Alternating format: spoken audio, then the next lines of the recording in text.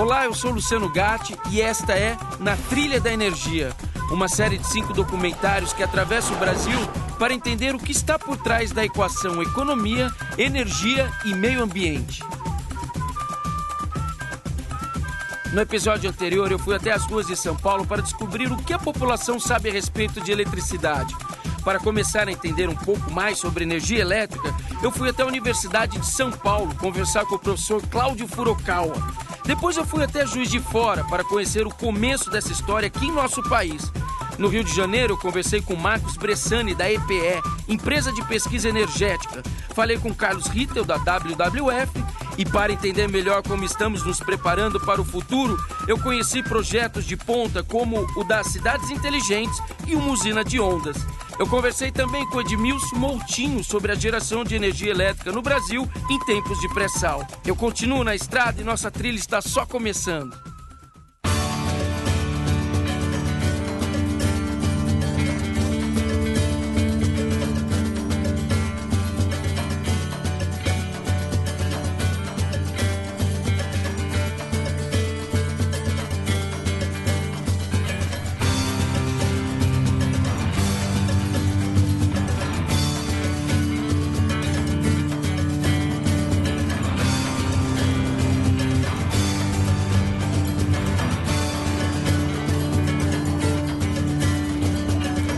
No dia a dia, quase ninguém pensa no caminho que a energia elétrica percorre para que a gente aperte um botão e um aparelho comece a funcionar.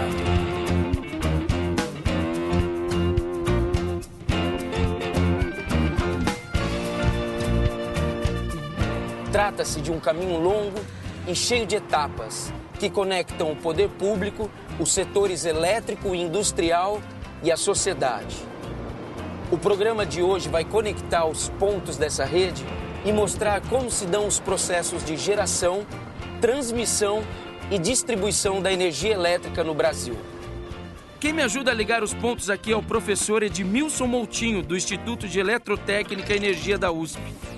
A energia que nós precisamos enquanto usuários agora da energia, que é a energia com aquele conforto, com aquela qualidade e principalmente com aquela segurança, né? O que o ser humano não gosta é faltar energia na hora que ele não previu, né? Isso é horrível, né? Quando ela está lá, a gente nem lembra que ela está lá, parece que veio de Deus, né? A energia nasce em algum lugar, precisa ser levada para outro e isso precisa de investimentos. No caso do gás, precisam gasodutos, no caso do petróleo, precisam oleodutos e você precisa de sistemas para transportar. No caso da eletricidade, ela é uma energia difícil de estocar, você não estoca eletricidade. Então ela depende de ser estocada lá na fonte, na forma da água, por exemplo, ou aqui embaixo, próximo aos consumidores, na forma de baterias. Ora, na forma que a gente trabalha, a gente estoca na forma das águas. Ora, isso está longe, cada vez mais distante. Não faz sentido você mudar a cidade de São Paulo para o Acre para aproveitar a energia que está lá, né? Você tem que trazer a energia de lá para cá. E isso envolve riscos. Isso envolve riscos porque a logística elétrica, as redes de transmissão estão expostas a acidentes. E para entender melhor o caminho que a energia percorre, eu começo por uma unidade geradora. Essa estrada vai nos levar até uma termoelétrica movida a gás.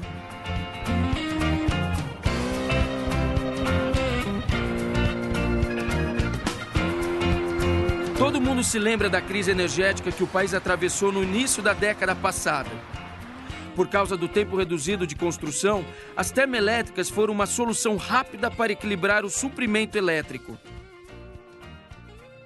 Hoje, elas atuam como uma garantia do sistema, quer dizer, quando há picos de consumo ou pouca água nos reservatórios das hidroelétricas, são elas que complementam a produção e fornecem a eletricidade que falta. A termoelétrica que estou indo conhecer utiliza gás natural como fonte geradora. Ela tem capacidade de 780 megawatts, o suficiente para abastecer uma cidade com mais de 2 milhões de residências. Até a década de 60, quando a Petrobras resolveu sediar aqui as operações da Bacia de Campos, Macaé era uma pacata vila de pescadores. Hoje, mais de 4.000 empresas estão instaladas na cidade, que cresceu muito nos últimos anos.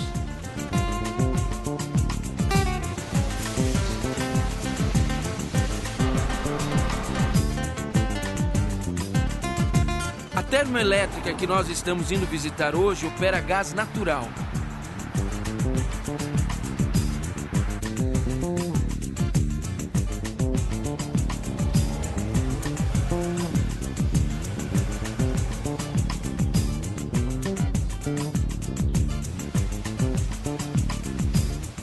Quem irá nos guiar nessa visita é o engenheiro Geraldo Braga, que vai nos explicar passo a passo o funcionamento desta usina. Bem, Luciano, aqui é onde tudo começa, tá? É o início do nosso processo. Essa linha que aflora aí do chão é a linha de gás natural e ali na frente ele é dividido para alimentar as 3 unidades geradoras, as 3 turbinas a gás, tá? O processo começa com a queima dos gases, que chegam aqui por canos subterrâneos. O oxigênio que possibilita a combustão é filtrado, exatamente para evitar a entrada de impurezas. O alto calor gerado pela queima destes gases vai movimentar uma turbina, que por sua vez movimenta o eixo do gerador. É este movimento que gera energia elétrica.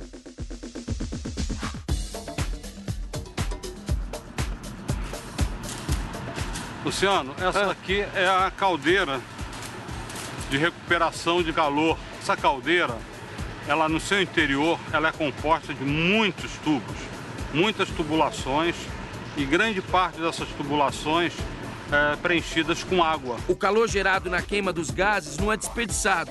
Um processo chamado ciclo combinado reaproveita este calor. As altas temperaturas aquecem uma caldeira. Lá dentro, uma série de canos expostos ao calor transformam água em vapor. O vapor gerado movimenta uma turbina, que por sua vez movimenta outro gerador que gera ainda mais energia. A energia elétrica sai do gerador e, depois de ter sua tensão elevada em um transformador, vai para uma subestação, onde será encaminhada para o sistema.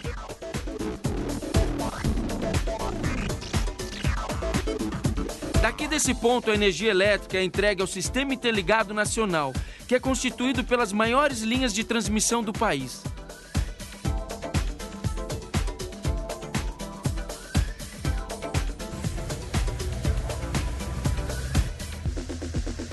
No próximo bloco, eu sigo a trilha da energia por dentro dos fios. Transmissão, gerenciamento e distribuição de eletricidade estão na minha rota.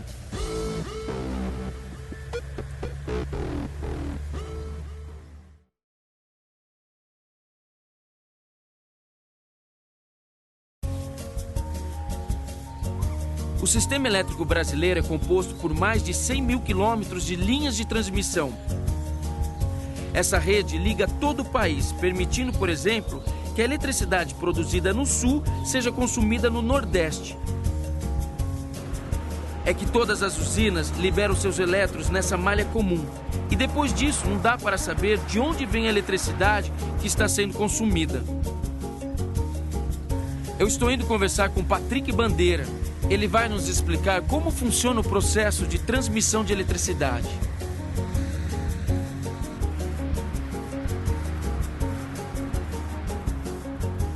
Esse é o Patrick Bandeira e ele é responsável pela implantação, manutenção e operação de linhas de transmissão. Não é isso, Patrick? É isso mesmo, Luciano. Patrick, quais são os componentes de uma rede de transmissão? Luciano, basicamente a rede de transmissão ela é formada pelas linhas de transmissão e seus componentes, como nós podemos ver a torre de transmissão, os cabos condutores, as cadeias de isoladores e também os cabos para-raios e pelas subestações de transmissão, onde estão localizados os diversos equipamentos de transmissão, como exemplo, os transformadores de potência. Como funciona a rede de transmissão? A energia elétrica ela é produzida nas centrais geradoras, ou seja, nas usinas, que normalmente ficam distantes dos centros de carga, das cidades, dos consumidores. Então, é necessária a rede de transmissão para poder fazer a interligação entre esses dois componentes, as usinas e os consumidores. Então, a rede de transmissão faz o papel de transporte. Por que a tensão é elevada antes de ir para a rede de transmissão? A energia gerada nas usinas, ela é gerada em média tensão. E transmitir a energia com esses níveis de tensão a longa distância não seria economicamente não seria viável, porque haveria muitas perdas na transmissão e os equipamentos teriam que ser projetados e dimensionados para suportar uma corrente muito alta. Por isso a tensão é elevada logo na saída das usinas para que seja transmitida em alta tensão. E por que as torres de transmissão, elas têm formatos diferentes? O formato das torres de transmissão ele já é definido no projeto. Ele vai depender das condições do terreno onde a torre vai ser assentada, das condições climáticas da região, ou seja, dos ventos, onde vai ser definido se ela vai ser uma torre mais reforçada ou menos reforçada, enfim, são características de projeto. É lá que são definidos os formatos das torres de transmissão. O que são aquelas bolas laranjas que ficam presas aos fios das linhas de transmissão? Então, aquelas bolas laranjas, Luciano, elas são as chamadas esferas de sinalização. E como o próprio nome diz, a utilidade, a função principal dela é exatamente sinalizar quando as linhas de transmissão cruzam as rodovias, por exemplo, quando elas passam as linhas umas por cima das outras, é bom que haja essa sinalização, e até para aviões e helicópteros poderem visualizar onde está passando a linha de transmissão. Onde termina a rede de transmissão? Luciano, a rede de transmissão ela termina na subestação de um grande consumidor, que é uma grande indústria, uma fábrica, porque ele pode ser diretamente ligado no Sistema Interligado Nacional. Ou então na subestação da rede de distribuição, onde a tensão é reduzida para que a energia elétrica possa ser utilizada pela sociedade. Quem controla o fluxo da energia, ou seja, quanto se gera, como se transmite e se distribui toda a eletricidade, é o ONS, Operador Nacional do Sistema.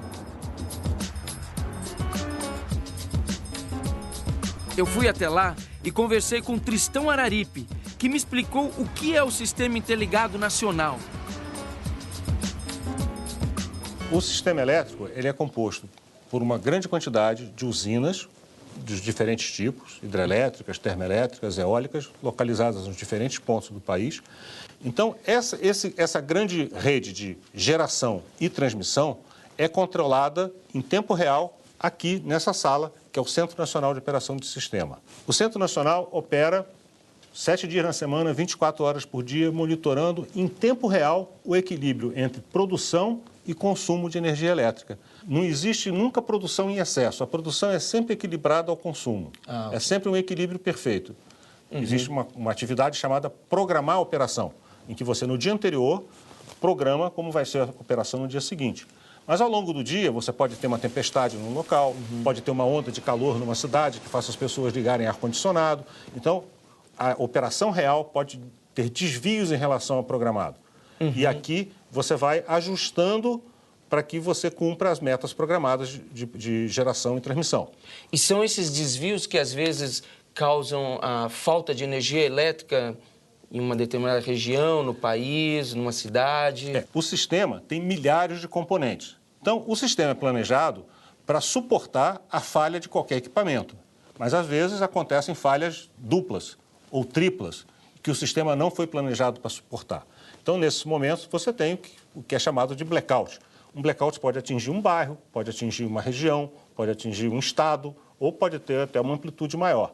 E aí a função do Centro Nacional é fazer com que a influência do blackout seja a menor possível e recuperar o sistema, botar de novo o sistema em funcionamento no menor tempo possível.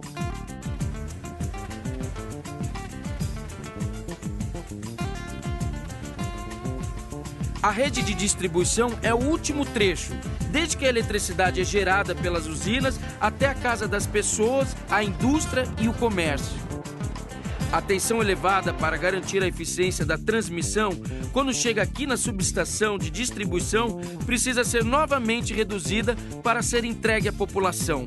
Quem explica isso é Albino Mota. Elas saem através das redes de distribuição, né? No nosso caso aqui são redes aéreas, que são os postes que a gente vê nas ruas. Né? A partir daí, ela vai sendo rebaixada em transformadores de distribuição para atender os pequenos centros de consumo, algumas residências. E aí sim, ela está na tensão adequada para o consumo de energia, 127, 220 volts. Que tipo de perda existe na rede de distribuição? Tem a perda técnica, né? A perda técnica, ela é inerente ao transporte de energia, né, nos sistemas elétricos. Ela é um fenômeno físico, né, do aquecimento dos condutores com a passagem da corrente elétrica. É por isso que no transporte de energia, desde das geradoras, né, até o cliente, as tensões vão aumentando quando se transporta grandes blocos, né, até sendo reduzida até chegar à casa do cliente. Porque quanto maiores os blocos de energia, né, com maior tensão, menores são as perdas técnicas. E a perda comercial, né, que é o furto de energia, o popular gato. O furto de energia, ele causa muitos problemas para o sistema elétrico, né, por piorar a qualidade do fornecimento e também de aumentar as perdas técnicas. Essa é uma energia de péssima qualidade, porque não está dimensionada, tem um grande risco de acidentes. No próximo bloco, eu atravesso a ponte e vou até a comunidade da Babilônia, um lugar com um visual incrível que tem uma rede de distribuição à prova de gatos.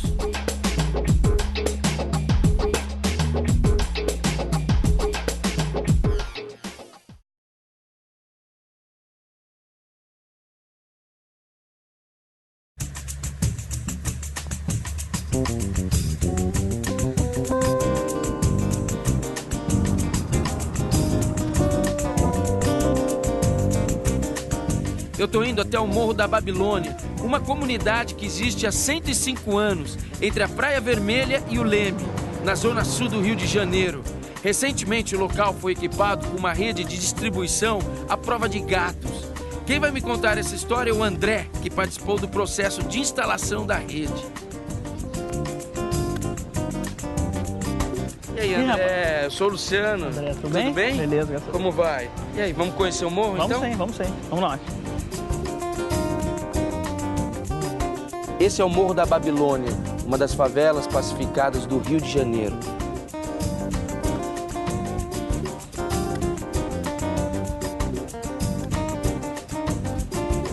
Antes da pacificação, a maioria das instalações elétricas eram clandestinas, os famosos gatos. E como quase ninguém pagava conta de luz, o consumo de eletricidade era desordenado. Agora essa realidade parece estar mudando. André, de que forma a pacificação dos morros está impactando no consumo de eletricidade hoje no Rio de Janeiro? Bom, diretamente nas comunidades, né? A Light atua nas comunidades desde 1979, porém, ao longo do tempo, as comunidades foram dominadas por milícias e tráfico, e impedindo que a Light trabalhasse nessas comunidades, trazendo uma energia de qualidade. Uhum. Com a entrada das unidades pacificadoras, a Light pôde entrar, identificar os problemas da comunidade e fazer com que a qualidade da energia fornecida melhorasse, de forma a trazer uma rede moderna, uma rede que o cliente fique satisfeito, não tenha mais interrupção. E o que essa nova rede tem de diferente? E quais as vantagens desse novo modelo? Bom, essa rede é uma rede blindada, né? A capacidade de energia fornecida da comunidade foi triplicada. Essa rede, hoje é uma rede à prova de gatos. É uma rede telemedida, onde eu consigo todas as informações daqui de campo dentro da nossa base no centro do Rio. Ou seja, eu quero saber a sua residência agora, quanto está consumindo. Eu entro com o código da sua instalação e sei exatamente naquele momento qual a energia que você está consumindo. E diferente do faturamento convencional, onde eu só vou acompanhar o consumo de um cliente quando chegar o leiturista ir até a residência, anotar a leitura, que eu vou saber qual o consumo daquele cliente. Então, a atuação, caso venha a ter algum tipo de irregularidade, ele é imediato. Como que é medido o consumo? O consumo é medido da mesma forma que o equipamento que você tinha na sua residência, na parte convencional. É um equipamento, só que ao invés de você ter um relógio, né, o mais conhecido como relógio, que é o medidor de energia elétrica, você tem uma placa, que é um circuito eletrônico, e esse chip, ele pega essas informações do seu consumo e envia para a gente, e a gente lá confere se 100% das leituras foram descarregadas. Havendo impossibilidade de alguma leitura por falha de comunicação, falha de sinal, não ser captada, aí sim a gente tem intervenção humana. A gente traz um leiturista aqui, mas apenas para tratar esses casos pontuais, que são raros. Né? E como as comunidades pacificadas hoje recebem esse novo conceito de consumo de energia? Você tem que pagar pela sua energia elétrica. A gente faz todo um trabalho em conjunto. A parte de medição e a parte de eficiência energética, né? Porque eu não tenho como trazer hoje uma conta para um cliente sem caber no bolso dele, né? Então a gente tem um pacto de compromisso. A Solite ajuda com os projetos que ela tem na comunidade, como Comunidade Eficiente, que é o qual eu faço parte, que a gente substitui geladeiras em mau estado, a gente faz a substituição de lâmpadas, fazemos reformas elétricas em unidades consumidoras que estão em situações precárias. Então temos também palestras educativas, visita porta a porta, ensinando ele qual a maneira correta de utilizar essa energia. A gente está indo na casa da Vera, uma moradora antiga aqui na comunidade.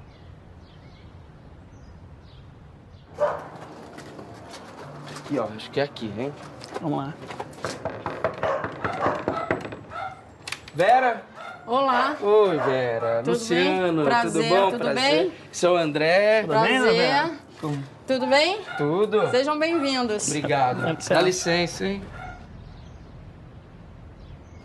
A Vera mora aqui na comunidade da Babilônia, nesse visual incrível, há 27 anos, não é isso? É verdade. Você pagava eletricidade antes do projeto de pacificação? Sim, eu sempre paguei energia elétrica, né? E antes a gente pagava, mas a gente tinha muitos questionamentos, porque não funcionava muito, porque as pessoas faziam ligações e atrapalhavam a nossa rede. Era carga muito forte, às vezes a gente ficava sem luz porque pegava fogo na rede. Muitas vezes a gente ouviu dizer de pessoas que deixavam a geladeira aberta para refrescar. E agora eles têm que fazer diferente, né? André, fala pra gente quais são os equipamentos que mais consomem eletricidade numa casa. Isso depende muito da quantidade de membros da família, né? As pessoas às vezes acham que o chuveiro é o maior vilão. Mas muitas vezes a geladeira se torna o maior vilão, né? Uma família pequena. Uma família muito grande, quanto mais pessoas usando o chuveiro elétrico, que é o aparelho que mais consome energia no domicílio, vezes as horas trabalhadas no mês, acaba influenciando no valor da conta. Mas a geladeira, que trabalha o tempo inteiro, se você não regular bem o termostato da geladeira, você pode ter um grande vilão e você nem sabe. Eu vi que você tem uma geladeira nova, não tem? Eu tenho. Eu aproveitei o projeto da Light aqui, com toda a reforma, e troquei a minha geladeira. E tem alguma diferença nessa geladeira da que você tinha antigamente? Ah, tem. Essa agora já é preparada para menor consumo, né? E isso é bom. Isso o André pode falar bem, né? O André, que é responsável pela área de eficiência energética, ele pode dar algumas dicas pra gente de como utilizar a energia elétrica de uma maneira mais consciente, não é, André? Certo. A melhor maneira é sempre trocando os equipamentos eletrodomésticos antigos por eletrodomésticos eficientes com o selo do Procel, né? Que são os equipamentos que têm o menor consumo. Outras dicas é que com esse visual maravilhoso, manter janelas abertas para que entre a luz natural e também entre o ventinho, com esse vento do mar, né? Então você economiza no ventilador e na lâmpada, já tem uma economia boa. Você tem alguma dúvida? Gostaria de perguntar alguma coisa para o André? Micro-ondas consome muita energia? Micro-ondas consome. Interessante é que aqueles pratos, você fazer um frango assado no micro-ondas, o tempo de uso de micro-ondas é que vai influenciar no seu consumo. Para esquentar um prato de comida não tem problema. Não vai se privar de usar os equipamentos por gastar. Uma curiosidade minha em relação a computador, porque eu tenho filhos jovens, está no computador, usa, sai, vai dar uma volta, deixa ligado, depois volta para usar de novo. Consome o tempo todo energia? Sim, quanto mais moderno o computador, melhor. Né? E é recomendado hoje que a gente tem até notebook, porque você carrega, depois desconecta da tomada e usa a bateria do aparelho, né? E aí você só usa, carrega novamente, carregou, desliga da tomada e usa a bateria. Saiu, desliga o equipamento, depois liga quando for usar novamente. Essa é muito importante, de desligar os aparelhos quando sair de casa. Então são ações simples que a gente pode fazer e que no final do mês você vai mexer no nosso bolso. Mas o que você faz efetivamente no seu dia a dia para economizar? Bem, lavar roupa. Você lava roupa quantas vezes na semana? Agora, eu quase que lavava todos os dias. Agora, 2 vezes por semana é o suficiente. Você paga menos hoje em dia? Ou tá mais ou menos... Eu pago um pouco mais porque também o nosso consumo aumentou em relação a tudo isso que hoje acontece, da gente ter hoje máquina digital que usa para carregar da energia, celular, né? Tudo isso. Então, aumentou um pouco, mas dá para pagar. Bom, muito obrigado pelo papo, adorei a vista, incrível. Então tá bom, é isso aí, as dicas estão aí para todos, né? Legal.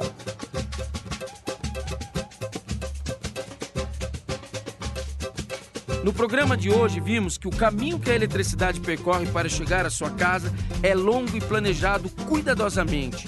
Vimos também que o bom uso da energia é assunto não só do governo, mas de cada um de nós. E escolhas como a de que maneira e em que quantidade usar a eletricidade afetam não só o bolso do consumidor, mas também todo o planejamento energético do país. No blog do programa tem uma tabela do consumo de energia elétrica dos aparelhos que a gente mais usa no dia a dia. Então, se tiver alguma dúvida, é só entrar lá. No próximo programa eu embarco para o Ceará, um estado que está se tornando um polo de geração de eletricidade. Lá eu vou visitar uma usina eólica, uma solar e uma termoelétrica ainda em construção. Até lá!